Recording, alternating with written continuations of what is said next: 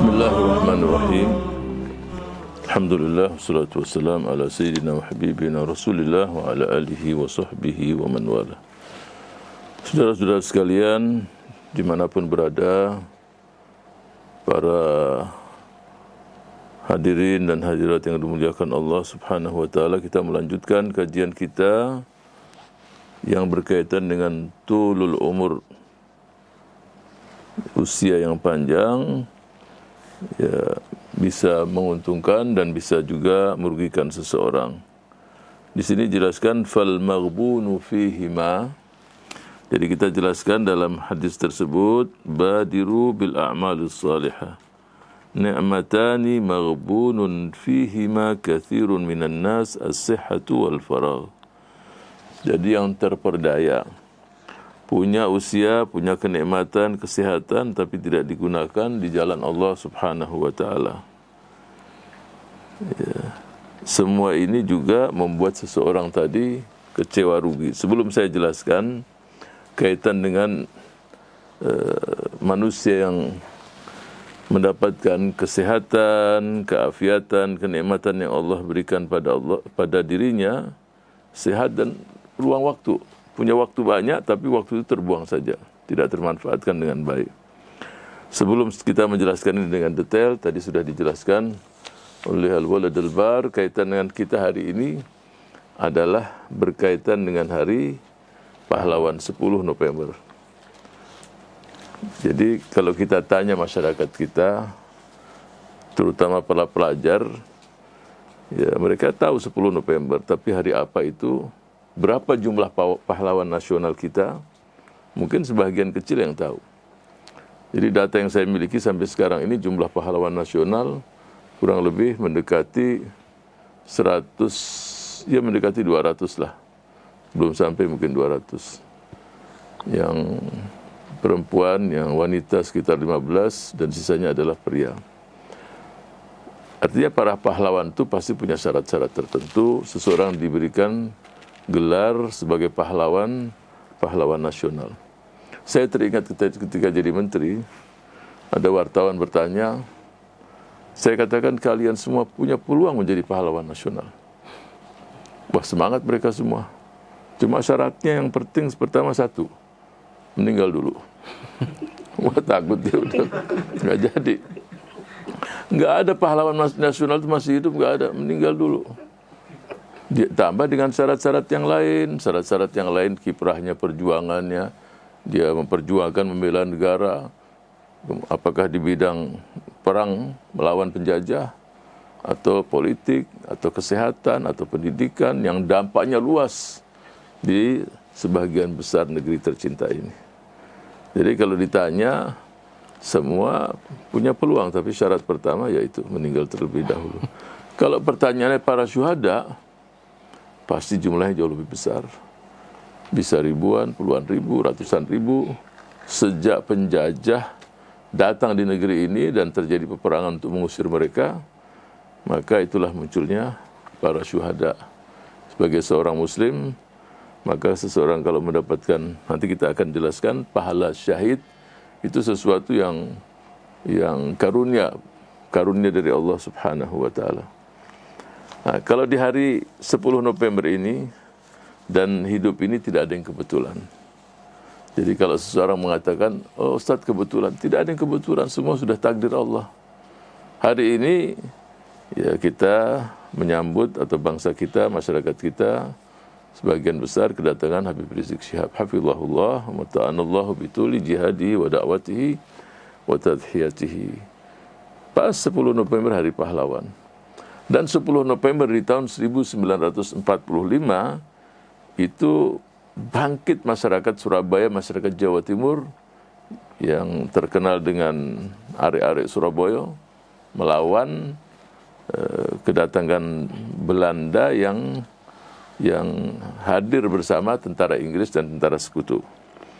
Dan kalau kita lihat tanggal 22 Oktober 1945, almarhum Kiai Haji Hasyim Asy'ari mengomandangkan resolusi jihad, dan dampak dari resolusi jihad itu sendiri yaitu pertempuran di Surabaya. Yang kita tahu, ya Inggris ketika Perang Dunia Kedua mungkin jenderal-jenderalnya aman-aman saja. Tapi ketika di Surabaya, kita dapatkan salah satu jenderal mereka yang cukup terkenal, yaitu Brigadir Jenderal Malabi, tewas ya dalam pertempuran di Surabaya itu sendiri. Jadi semua itu tidak ada yang kebetulan. Nanti kita akan jelaskan tentang takdir, tentang qadha setelah ini. Jadi semua sudah maktub, sudah tercatat dan sudah ditakdirkan oleh Allah Subhanahu wa taala. Oleh itu kita diperintahkan untuk beriman ya dengan qadha dan qadar Allah Subhanahu wa taala. Kemudian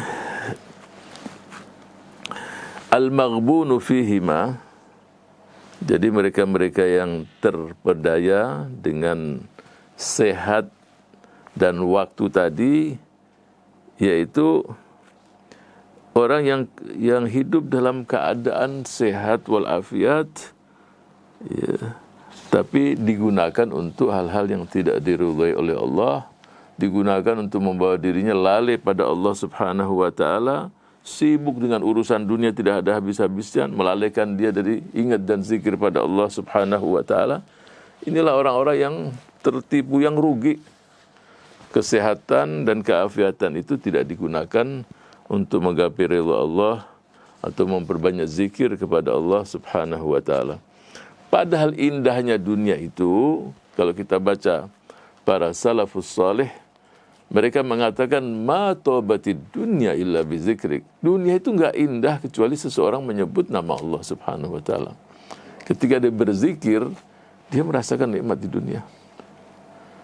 Bahkan dia katakan walal akhirah, akhirat pun tidak akan indah kalau seseorang tidak mendapatkan ampunan dari Allah Subhanahu wa taala. Bahkan mereka pun mengatakan walal jannah illa biru'yatik. Surga yang begitu luar biasa pun tidak indah kalau seseorang tidak mendapatkan karunia untuk memandang Allah Subhanahu wa taala. Wa inna ma yastabinu lahu annahu maghbunun ba'dal maut.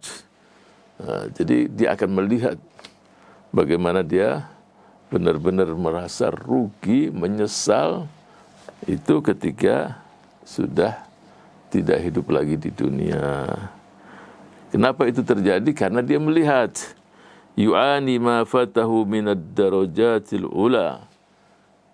Jadi kalau mereka-mereka yang kufur pada Allah Subhanahu wa taala, nanti kita akan jelaskan dzalika yaumut taghabun, yang beriman pun dia menyesali. Ya, kenapa dia tidak melakukan ini itu, yang semua itu akan meningkatkan derajat dia di surga. Imam Ali radhiyallahu anhu wa karramallahu wajhahu berkata, an-nasun niyam. Manusia sekarang semuanya walaupun kelihatannya berjalan ke sana kemari, kondisinya sebenarnya tertidur semuanya. Fa idza matu intabahu. Kalau dia meninggal, barulah dia melihat sesuatu pandangan yang nyata, baru dia bangun. Wa qala Allah Ta'ala yauma yajma'ukum liyaumil jam'i dzalika yaumut taghabun. Yauma yajma'ukum, di hari kalian dikumpulkan semuanya, di hari semua manusia berkumpul, itulah yang dikatakan yaumut taghabun. Jadi kalau dikatakan yaumut taghabun itu adalah salah satu nama dari hari kiamat. Hari kiamat dikatakan salah satunya adalah yaumut taghabun. Apa itu yaumut taghabun? Ya hari kiamat, menampakkan seluruh yang dia lakukan di dunia itu sendiri, dari perbuatan atau amal soleh maupun amal-amal yang buruk. Dikatakan juga yaumut taghabun, dikatakan juga yaumul haqqah, dikatakan yaumus sakhah, at-tamah, al-jathiyah, al-ghashiyah, al-qariyah, al-waqi'ah, atau yaumul ba'thi, atau yaumul hisab, atau yaumul hasyr. Ini nama-nama dari yaumul qiyamah. Pertanyaannya adalah limadza summiya yaumut taghabun? Kenapa dikatakan yaumut taghabun? Ya, para mufassirun kita menjelaskan lima yadharu fihi min khusran ahli al-kufr wal dhalal. Jadi di saat itu ditampakkan kerugian, penyesalan yang dirasakan oleh mereka-mereka yang sesat dan kufur pada Allah Subhanahu wa taala.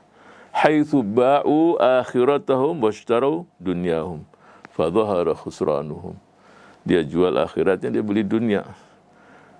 Wa su'ila ba'dhum an yaum at-taghaban faqala tabdul asya' lahum bi khilafi maqadirihim fid dunya.